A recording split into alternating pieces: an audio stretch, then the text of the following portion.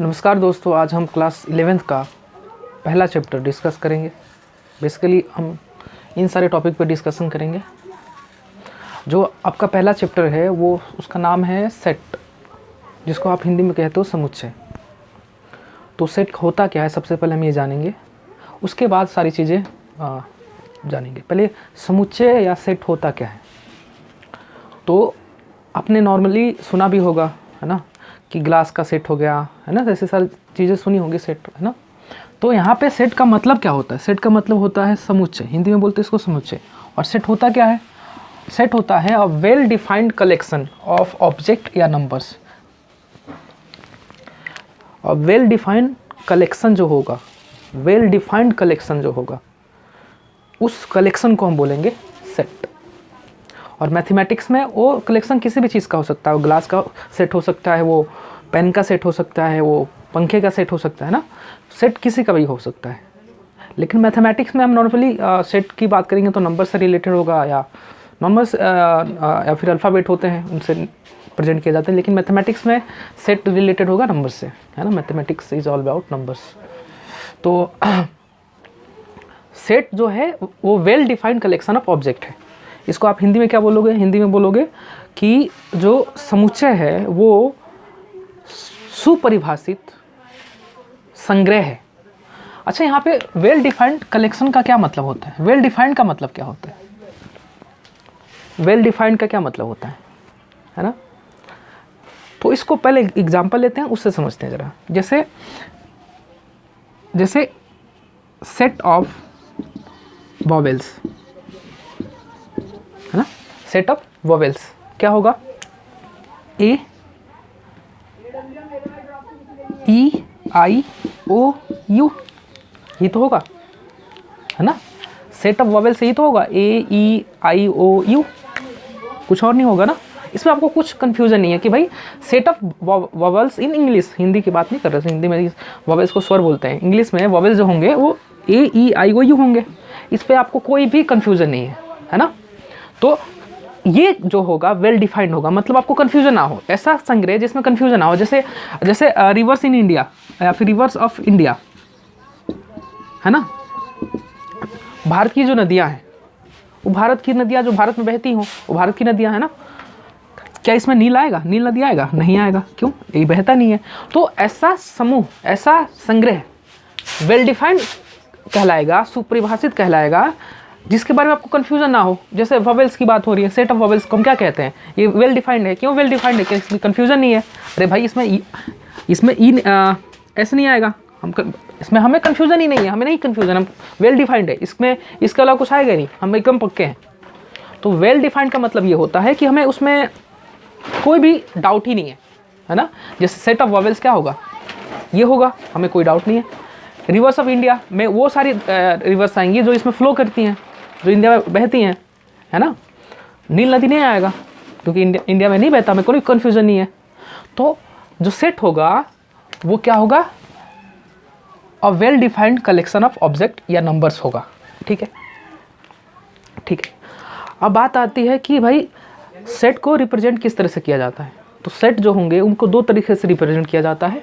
पहला है roster form, इसको हिंदी में भी आप रोस्टर फॉर्म ही बोलते हो, है ना, रोस्टर फॉर्म अंग्रेज। और दूसरा तरीका है किसको रिप्रेजेंट करने का? किसको रिप्रेजेंट करने का भाई? सेट को रिप्रेजेंट करने का दो तरीके हैं। पहला है रोस्टर फॉर्म और दूसरा कौन सा फॉर्म है? Set builder form. दूसरा कौन सा तरीका है? Set builder form. मतलब हम सेट को, समुच्चय को दो तरीके से रिप्रेजेंट कर सकते हैं। पहला है रोस्टर फॉर्म और दूसरा क्या है? सेट बिल्डर फॉर्म, है ना। इसको हिंदी में आप बोलो, इसको तो रोस्टर फॉर्म ही बोलोगे आप, रोस्टर फॉर्म, रूप हिंदी फॉर्म को रूप बोल दोगे। और इसको बोलोगे आप समुच्चय निर्माण रूप, है ना, सेट बिल्डर फॉर्म को बोलोगे। अब जानते हैं जरा रोस्टर फॉर्म क्या होता है ना। तो जब हम किसी भी सेट को, जैसे वॉवेल्स है ना, देखो सेट ऑफ वॉवेल्स है ना, इसी को जो सेट ऑफ वॉवेल्स है ना, ये देखो आप, इसको जब हम मिडिल ब्रैकेट, इसको मिडिल ब्रैकेट बोलते हैं ना, हिंदी में आप मजला ब्रैकेट बोलोगे, है ना, कोष्टक बोलते हैं उसे ब्रैकेट को हिंदी में। तो ये जो मिडिल ब्रैकेट है, इसके अंदर जो इनको बोला जाएगा एलिमेंट। जैसे हम सेट ऑफ वॉवेल्स की बात कर रहे हैं ना, हम सेट ऑफ वॉवेल्स की बात कर रहे हैं, तो सेट ऑफ वॉवेल्स क्या है, ए ई आई ओ और यू है ना, ए ई आई ओ यू है। तो ये जो होगा ना, ये पूरा का पूरा एक सेट है। ये जो कहलाएंगे ना, ये कहलाएंगे एलिमेंट ऑफ सेट। क्या कहलाएंगे, एलिमेंट्स ऑफ सेट। हिंदी में क्या बोलोगे आप, हिंदी में बोलोगे इसको समुच्चय के अवयव कहलाएंगे। सेट ऑफ वॉवेल्स, ये पूरा का पूरा एक सेट ऑफ वॉवेल्स है, लेकिन ये जो दिखे हुए हैं कोमा के बीच में जैसे ए ई आई ओ यू, ये क्या कहलाएंगे, एलिमेंट्स ऑफ सेट कहलाएंगे। तो जब एलिमेंट्स ऑफ सेट को कोमा के रूप में इस तरह से ध्यान से सुनिएगा बात मेरी, कि जब हम एलिमेंट ऑफ सेट को कोमा करके लिखें, किसके अंदर, कुछ लोग इसको करली ब्रैकेट बोलते हैं, कुछ लोग इसको मिडिल ब्रैकेट बोलते हैं, जो मर्जी आप बोलो, इस ब्रैकेट के अंदर आप लिखते हो, है ना, इस ब्रैकेट के अंदर लिखते हो। जब सेट ऑफ वॉवेल्स को, जितने भी सेट ऑफ एलिमेंट्स हैं, एलिमेंट ऑफ सेट को, जब आप एलिमेंट ऑफ सेट को कोमा करके करली ब्रैकेट या मिडिल ब्रैकेट के अंदर लिखते हो, तो ये जो फॉर्म कहलाएगा, ये कौन सा फॉर्म कहलाएगा, ये फॉर्म कहलाएगा रोस्टर फॉर्म। कौन सा form, roster form of set. कि जब हम किसी भी एलिमेंट, समझ में आया ना आपको, कि जो सेट है उसके जो ये एलिमेंट्स हैं, ये एलिमेंट्स कहलाएंगे। ये जैसे यहाँ पे रिवर्स ऑफ इंडिया में जितने भी रिवर्स हैं, चाहे वो ब्रह्मपुत्र हो गया, गंगा हो गई, है ना, सरस्वती हो गई, जो भी नदियाँ हैं वो सभी के सभी इसके एलिमेंट कहलाएंगे, इस सेट के। तो जैसे ये एक सेट है ना, एक वेल डिफाइंड सेट है ये। तो इसको जब हम करली ब्रैकेट में कोमा करके लिखेंगे, तो ये जो फॉर्म कहलाएगा, ये पूरा का पूरा फॉर्म क्या कहलाएगा, रोस्टर फॉर्म कहलाएगा। समझ पा रहे बात आप, है ना। तो ये हो गया रोस्टर फॉर्म। एक और एग्जांपल लिखते हैं, नंबर्स में ले लेते हैं एग्जांपल।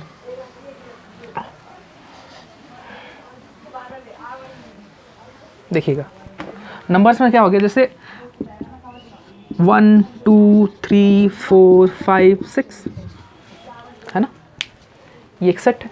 और किस फॉर्म में लिखा हुआ है, ये लिखा हुआ है रोस्टर फॉर्म में। किस फॉर्म में लिखा हुआ है बताओ आप, ये लिखा है रोस्टर फॉर्म में लिखा हुआ है। और क्यों लिखा हुआ है रोस्टर फॉर्म में, क्यों लिखा हुआ मतलब क्या, ये रोस्टर फॉर्म में इसलिए लिखा हुआ है क्योंकि ये मिडिल ब्रैकेट के अंदर लिखा हुआ है, जिसका और इसके जो इस सेट के जो एलिमेंट हैं वो कोमा के रूप में लिखे हुए हैं। मतलब 1, 2, 3, 4, 6, मतलब एलिमेंट को आप एक तरह से वो आपको नजर आएंगे, किसी भी सेट के एलिमेंट आपको नजर आते हैं कोमा के रूप में और मिडिल ब्रैकेट के अंदर, तो सभी के सभी क्या कहलाएंगे, वो सभी के सभी क्या कहलाएंगे, एलिमेंट कहलाएंगे। और ये जो फॉर्म लिखा जा रहा है, ये फॉर्म कौन सा है, रोस्टर फॉर्म है। ठीक है, तो पहला हम फॉर्म सीख गए कि भाई रोस्टर फॉर्म क्या होता है, कि जब हम किसी भी समुच्चय के अवयव को कोमा करके हम अल्प विराम बोलते हैं कोमा को हिंदी में, अल्प विराम के रूप में लिख दे, है ना, अल्प विराम के चिन्ह को लगाते हुए लिख दे, तो वो जो फॉर्म हमें मिलेगा वो क्या कहलाएगा, रोस्टर फॉर्म कहलाएगा, roster form of any set, है ना। अब बात करेंगे जरा सेट बिल्डर फॉर्म क्या होता है। सेट बिल्डर फॉर्म की बात करते हैं। जैसे मैं यहाँ ध्यान दीजिएगा, यहाँ मैं ऐसे लिखता हूँ जरा, A equal to x, x belongs to n।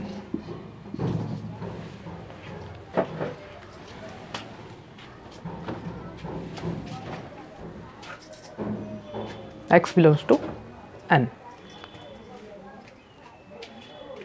देखिएगा ये जो फॉर्म है ना, ये भी एक सेट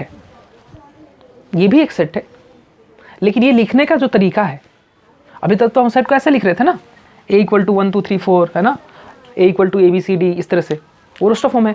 लेकिन ये जो फॉर्म लिखा हुआ है, ये सेट का जो रूप है, ये जो समुच्चय का जो रूप है, इस रूप को बोलते हैं कौन सा रूप, सेट बिल्डर फॉर्म। और ये सेट बिल्डर फॉर्म है, और इसको हम समझते जरा क्या है मतलब हुआ इसका। देखो यहाँ जो x है ना, ये x दिख रहा है आपको, इस x को बोलते हैं, ये बेसिकली ये रिप्रेजेंट कर रहा है, किसको रिप्रेजेंट कर रहा है, representing the elements of set.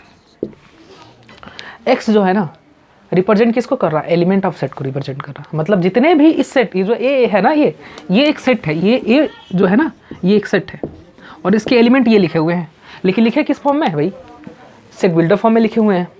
और जो यहाँ पे जो एलिमेंट है जो 1 2 3 हम करके लिख रहे थे वो वही चीज़ है, लेकिन ये यहाँ पे वेरिएबल में लिखा हुआ है ना।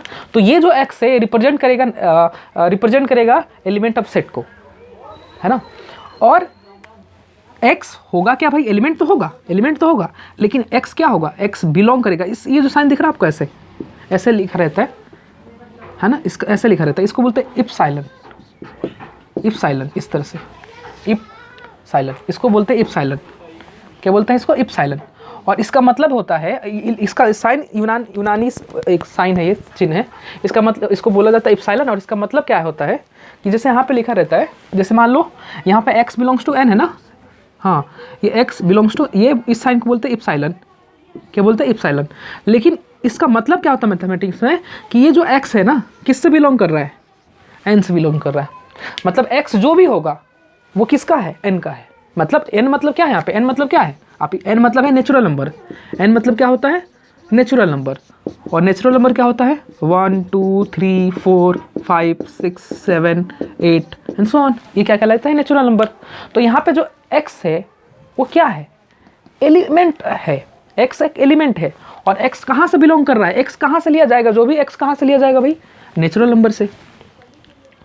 तो आपको ये पता है किसको रिप्रेजेंट कर रहा है, ये रिप्रेजेंट कर रहा है एलिमेंट ऑफ नेचुरल नंबर। और एलिमेंट ऑफ नेचुरल नंबर क्या है, 1 से काउंटिंग नंबर जितने हैं, काउंटिंग नंबर क्या है 1 से, 1 2 3 4 5 6 7 8 एंड सो ऑन।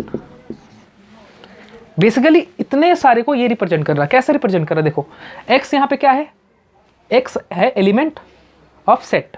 रिप्रेजेंट जो x है ना वो रिप्रेजेंट कर रहा है एलिमेंट ऑफ सेट को, है ना। और ये जो x है ये कहाँ से बिलोंग कर रहा है, n से।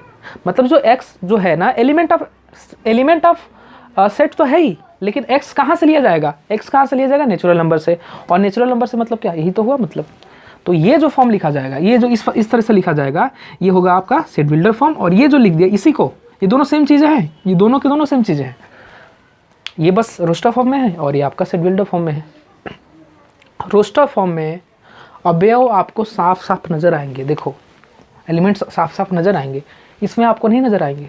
वो डिफाइन कर देगा उसको इस तरह से, एलिमेंट को छिपा देगा एक तरह से। आपको ढूंढना पड़ेगा, सोचना पड़ेगा, दिमाग लगाना पड़ेगा किस फॉर्म में, सेट बिल्डर फॉर्म में। लेकिन जो रोस्टर फॉर्म में होगा उसमें आपको एलिमेंट साफ साफ नज़र आएंगे, सामने रखे रहेंगे, आपकी आंखों के सामने नज़र आएंगे। देखो जैसे ये सेट है 1 2 3 4 5 6 7 8 9 10, ये सेट रोस्टर फॉर्म है, इसके एलिमेंट नज़र आ रहे हैं आपको, लेकिन इसके एलिमेंट नज़र नहीं आ रहे, है ना।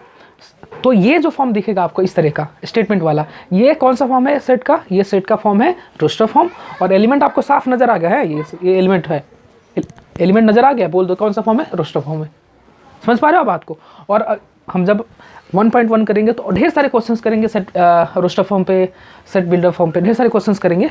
फिलहाल हम थोड़ा सा इंट्रोडक्शन ले रहे हैं आपका कि समझ पाओ। तो हमने अब तक क्या सीख लिया, हमने सीख लिया कि भाई सेट क्या होता है ना। सेट होता है well defined collection of object या नंबर्स। सेट को हम दो तरीके से लिख सकते हैं, रोस्टर फॉर्म में और सेट बिल्डर फॉर्म में। रोस्टर फॉर्म में एलिमेंट्स कोमा के फॉर्म में लिखे रहेंगे, मिडिल ब्रैकेट या कर्ली जो होता है, कर्ली ब्रैकेट जो होता है उसके अंदर। और जब एलिमेंट आपको नजर नहीं आएंगे, जब डिफाइन कर देगा इस तरह से लिखा रहेगा, तो कौन सा फॉर्म होगा जी आपका, सेट बिल्डर फॉर्म। अब हम टाइप्स ऑफ सेट पढ़ेंगे और टाइप ऑफ सेट पे सिर्फ उन्हीं सेट को हम पढ़ेंगे जो आपके सिलेबस से रिलेटेड है, जो 11th क्लास से रिलेटेड है।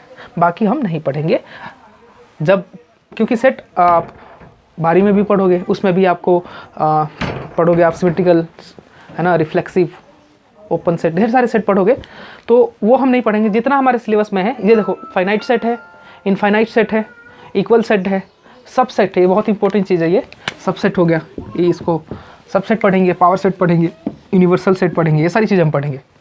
तो हमने 3 चीज़ें पढ़ ली है, मतलब 2 चीज़ें, हाँ 3 चीज़ें। व्हाट इज सेट, सेट क्या है, उसका रूप, 2 रूप, रोस्टर फॉर्म और सेट बिल्डर फॉर्म। अब हम पढ़ेंगे फाइनाइट सेट। फाइनाइट सेट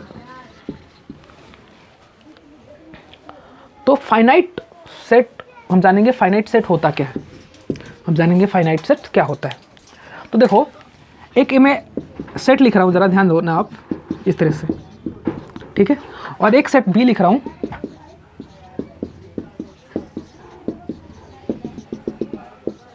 और मैं आपको कह रहा हूँ ये जो है ना, ये फाइनाइट सेट है, ये क्या है, ये फाइनाइट सेट है, और इसको मैं क्या बोल रहा हूँ, इनफाइनाइट सेट है। आप देख के समझ पा रहे होंगे क्यों ऐसा बोल रहा हूँ मैं, है ना। देखो इसमें फाइनाइट नंबर सब हैं एलिमेंट, जो अवयव है इस सेट में, इस समुच्चय में, वो अवयव कितने हैं, फाइनाइट है ना, परिमित है, हिंदी में इसको परिमित समुच्चय बोलते हैं। परिमित मतलब जिसमें फाइनाइट नंबर ऑफ एलिमेंट्स हों। देखो 1 2 3 4 फाइनाइट है, एक तरह से हम उनको गिन सकते हैं, लेकिन आप हायर स्टडी में काउंटेबल सेट भी पढ़ोगे, है ना, तो यहाँ पे फाइनाइट नंबर हैं, वो थोड़ा सा अंतर होता है। काउंटेबल सेट होता है जिसके एलिमेंट को हम काउंट कर सकें, है ना। फिलहाल हम यहाँ पे आते हैं फाइनाइट सेट। फाइनाइट सेट क्या होता है कि जिसके एलिमेंट जो हो फाइनाइट हो।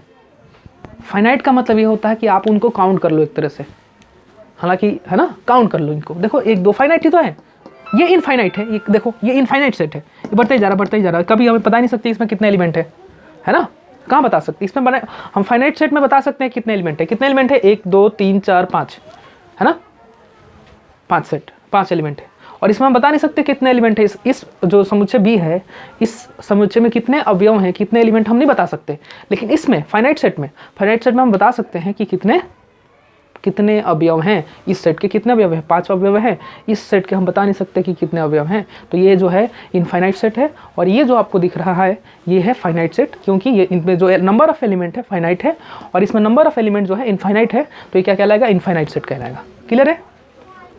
अच्छा, आप समझते हैं इक्वल सेट क्या होता है।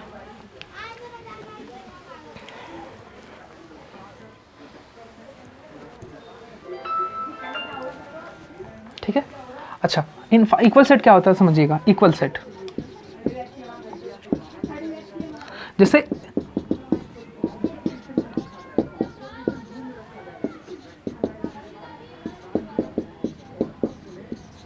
दो सेट है, इसके एलिमेंट देखो सेम है, सेट में ऑर्डर मैटर नहीं करता है। अच्छा, दो चीज़ आप जान लो, कोई भी सेट होगा ना, उसमें कुछ उस सेट की खासियत होगी।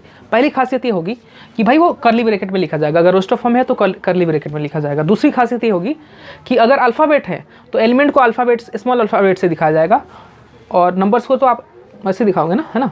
और क्या खासियत है कि कभी रिपीट नहीं करेंगे, जैसे आपने सेट में 1 लिख दिया ना, अब दोबारा उस सेट में रिपीट नहीं करा जाता। जैसे 1 हो गया तो 2 1 आप कहीं और नहीं, जैसे यहाँ 1 लिख दिया तो आप यहाँ भी 1 लिख सकते हो, नहीं, है ना, नहीं, दोबारा रिपीट नहीं करते आप, नंबर को रिपीट नहीं करते।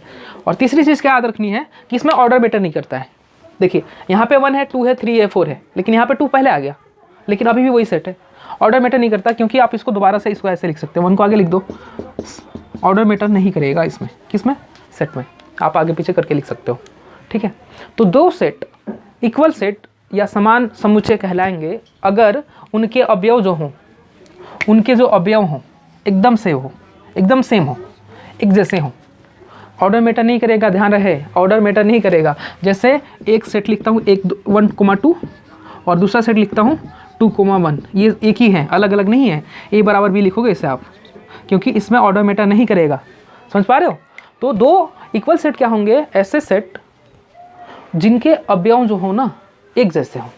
देखो 1 2 3 4 1 2 3 4 ये दोनों क्या होंगे, इक्वल होंगे। और इसको किस तरह से लिखा जाता है, सेट ए जो है किसके इक्वल है, सेट बी के। क्लियर है।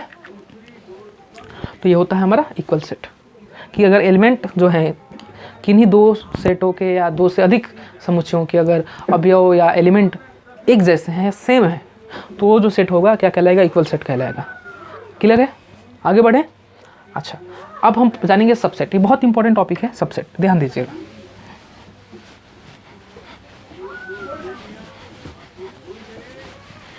देखिएगा, अब है सबसेट।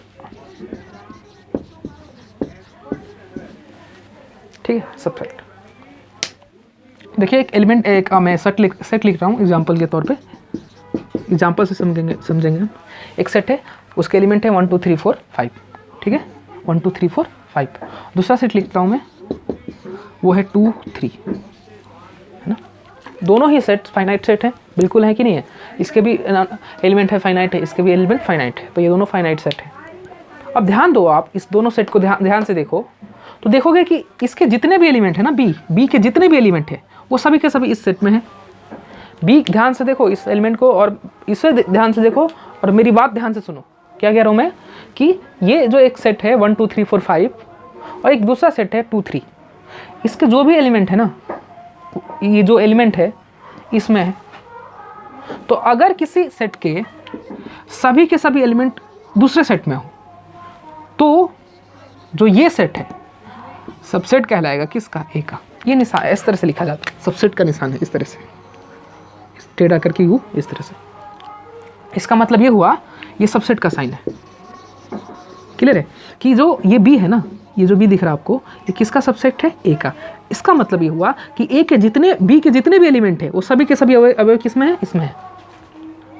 आप इसको उल्टा करके नहीं लिख सकते हो, समझ पा रहे हो। इसको ऐसा नहीं लिख सकते हो कि A is a subset of B ना। क्यों? क्योंकि ए के सभी एलिमेंट बी में थोड़ी है। यहाँ पे 1 नहीं है, इसमें 4 नहीं है, है ना। अगर बी के, ये नहीं लिख सकते आप, ये सबसेट नहीं है। आप अगर बी जो है बी, अगर बी के सभी एलिमेंट अगर ए में है, अगर बी के सभी एलिमेंट अगर ए में है तो ये जो छोटा, ये जो है ना, इसका सबसेट कहलाएगा। अगर बी के सभी एक भी नहीं छूटने चाहिए, सभी एलिमेंट, इसके सभी एलिमेंट अगर इसमें हो तो ये जो है ना, इसका उपसमुच्चय कहलाएगा। बी ए का उपसमुच्चय कहलाएगा कि अगर बी के सभी अवयव अगर ए में हो तो बी जो होगा ए का क्या कहलाएगा, सबसेट कहलाएगा। आगे बढ़ते हैं, जरा ध्यान दीजिएगा। मैं आपसे सवाल पूछता हूँ, एक क्वेश्चन पूछता हूँ, हालांकि आप जवाब कमेंट में ही दे सकते हो, है ना। चलो कोई बात, यहाँ देखो 2 4 6 8 10 12 और एक सेट लिखता हूँ बी 2 4 7 और मैं आपसे पूछता हूँ क्या बी सबसेट है ए का? नहीं है। क्यों नहीं है? क्योंकि बी के सभी एलिमेंट इसमें नहीं है। देखो 2 तो है, देखो 2 इसमें है, 4 भी है, लेकिन 7 थोड़ी है इसमें। तो अगर किसी, ये सबसेट नहीं है, समझ पा रहे हो आप कि अगर बी, हालांकि इस तरह से है ना, बी सबसेट नहीं है ए का, कि अगर किसी सेट के सभी एलिमेंट इस वाले दूसरे वाले सेट में हो, जैसे इसके, जैसे ऐसा हो जाए, आप देखो, अब देखो, है ना, अब देखो, अब हो गया बी जो है ना, बी ए का सबसेट हो गया। क्यों हो गया भाई? क्योंकि बी जो है ना, बी के जो एलिमेंट है, सभी के सभी एलिमेंट किस में है, ए में है। तो बी जो हो गया, किसका सबसेट हो गया, ए का सबसेट हो गया। समझ पा रहे हो बात? तो ये बात होगी सबसेट की। चलिए आगे बढ़ते हैं।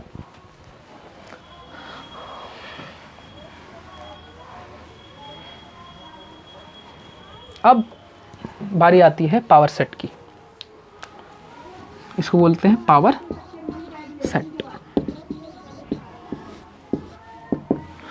है ना, पावर सेट।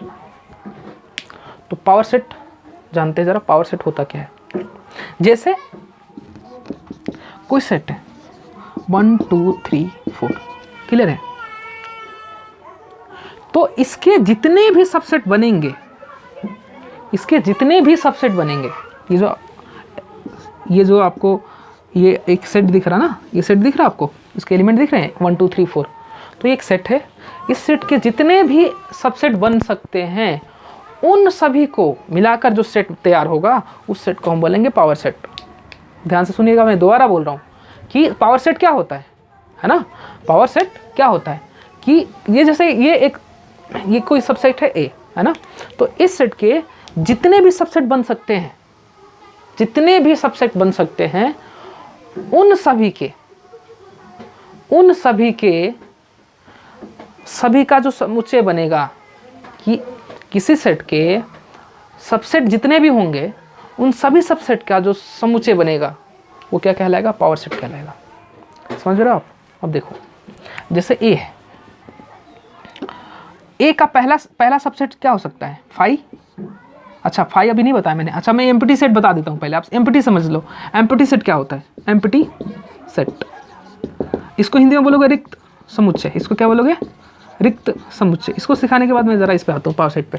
रिक्त समुच्चय क्या होता है? जैसे मान लो एक सेट है ना, जिसमें एक भी एलिमेंट नहीं आए, जिसके एक भी एलिमेंट ना आए, तो उसको इस तरह से दिखाया जाता है। इसमें एक में एलिमेंट नहीं है, एम्प्टी सेट है भाई। इसको 5 से भी डिनोट किया जाता है कि कोई सेट हो, अगर उसके सामने इस तरह से लिखा हुआ है, ओ का पेट फाड़ दो एक तरह से, तो ये जो बन रहा है इसको बोलते हैं 5। अगर मान लो इसका मतलब क्या हुआ, अगर ऐसा लिखा हुआ है या ऐसा लिखा हुआ है, इसका मतलब क्या हुआ, इसका मतलब ये हुआ कि ये जो है ना एम्प्टी सेट है, मतलब उसका एक भी एलिमेंट नहीं है उसके। अच्छा, और बेहतर समझने के लिए एक एग्जांपल ले लेते हैं ज़रा। जैसे एक सेट है और उस सेट में कौन आ रहा, 11th और 12th में पढ़ने वाले छात्र, पढ़ने वाला छात्र या पढ़ने वाले छात्र, क्लियर है। अब 11th और 10th, 11th और 12th दोनों में एक साथ कैसे पढ़ सकते हैं कोई, ये तो 5 ही होगा ना साहब, होगा नहीं होगा, ये तो 5 ही होगा, क्योंकि 11th और 12th में एक साथ कोई थोड़ी ही पढ़ सकता है। तो ये सेट खाली रहेगा, क्योंकि कोई बच्चा 11th और 12th में एक साथ तो नहीं पढ़ सकता, ये तो संभव तो नहीं है लगभग, है ना। अच्छा, तो 11th और 12th में कोई एक साथ नहीं पढ़ सकता, तो ये जो समुच्चय, इसका जो समुच्चय बना वो क्या रहेगा, 5 रहेगा, है ना। तो ऐसा समुच्चय जिसके एक भी एलिमेंट ना हो, है ना, वो एलिमेंट, वो जो सेट कहलाएगा एम्प्टी सेट कहलाएगा। ठीक है, चलिए आगे बढ़ते हैं ज़रा। एम्प्टी सेट से इस पहले वाला टॉपिक है पावर सेट हमारा, जो भी हम जिस पर डिस्कस कर रहे हैं। तो मैं कह रहा था पावर सेट के बारे में कि जैसे ये सेट है, ठीक है, तो इसके जितने भी सबसेट बनेंगे, फिलहाल मैं बोल देता हूँ A1 बोल देता हूँ फिलहाल। A1 एक सेट है, इसका पहला बन जाएगा 5, पहला बन जाएगा 5। हर एक सेट का एक सबसेट 5 वाला तो होगा ही होगा, एम्प्टी सेट होगा ही होगा। पहला सेट पहला हो गया, फिर इस तरह से ढेर सारे बन सकते हैं। देखो आप 1 ले लो, ये भी तो इसका सबसेट है, ये भी इसका सबसेट है ना, ये भी इस सबसेट है। तो जितने भी सबसेट बनेंगे इसके, तो A4 भी बन सकता है। देखो A4 ये भी एक सबसेट है इसके, देखो इसका सभी एलिमेंट इसमें है। तो इसके जितने भी सबसेट बन रहे हैं, इन सभी को एक साथ लिख दोगे ना, इन सभी को एक साथ लिख दोगे, तो ये जो सेट बनेगा वो सेट कहलाएगा पावर सेट। कि एक सेट है, उसके सभी सबसेट को लिखो, ये सभी सबसेट को लिख दो, और जितने भी सबसेट बन जाएंगे ना, उन सभी को एक सेट में लिख दो, एक साथ लिख दो। तो वहाँ से जो सेट प्राप्त हुआ, वो जो सेट होगा वो कहलाएगा आपका पावर सेट। समझ पा रहे हो आप, उसको हम क्या बोलेंगे, पावर सेट। चलिए आगे बढ़ते हैं, यूनिवर्सल सेट जानते हैं। यूनिवर्सल सेट क्या होता है,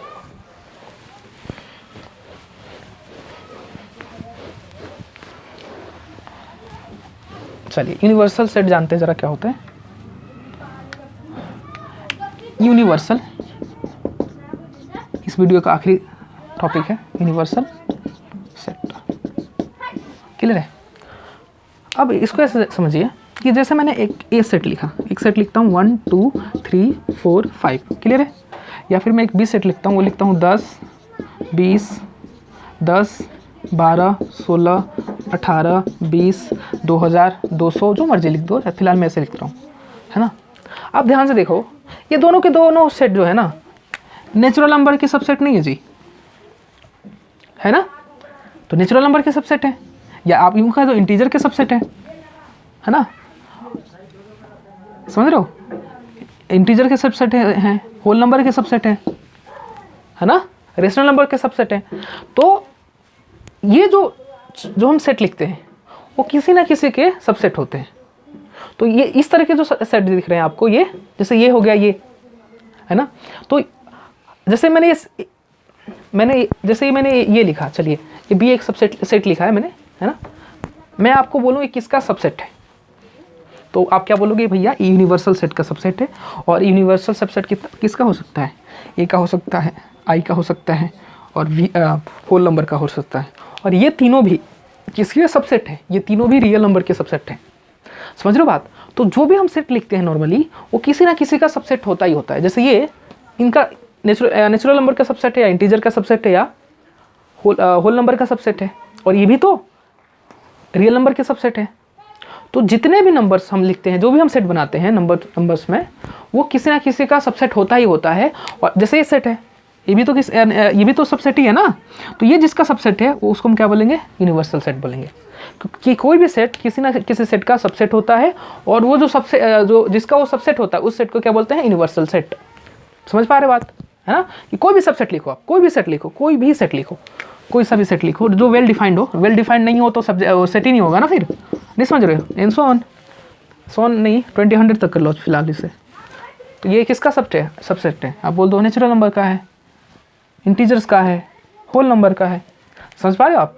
तो कोई भी सेट किसी ना किसी सबसेट का कोई भी सेट जो होता है किसी ना किसी का सबसेट होता है, और वो जिसका सबसेट वो होता है। जैसे ये अभी मैं पूछूं आपसे कि किसका सबसेट है तो हम नहीं बता सकते, लेकिन हम बता सकते हैं, हमें पता है कि कोई भी सेट लिखो आप, किसी ना किसी का वो सबसेट होता है, और वो जो सेट होता है वो क्या कहलाता है? यूनिवर्सल सेट कहलाता है। क्या कहलाता है? यूनिवर्सल सेट कहलाता है।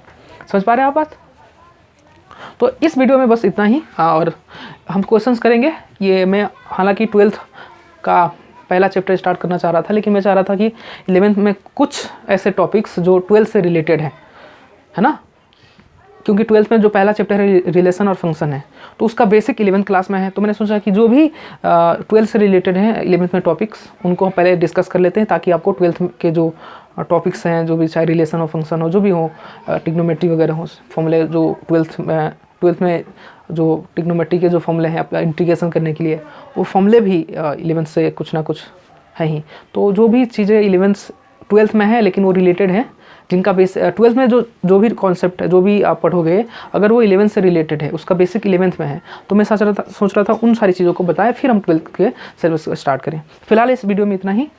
अगले वीडियो में हम एक्सरसाइज के कुछ क्वेश्चंस करेंगे। आप सभी का धन्यवाद।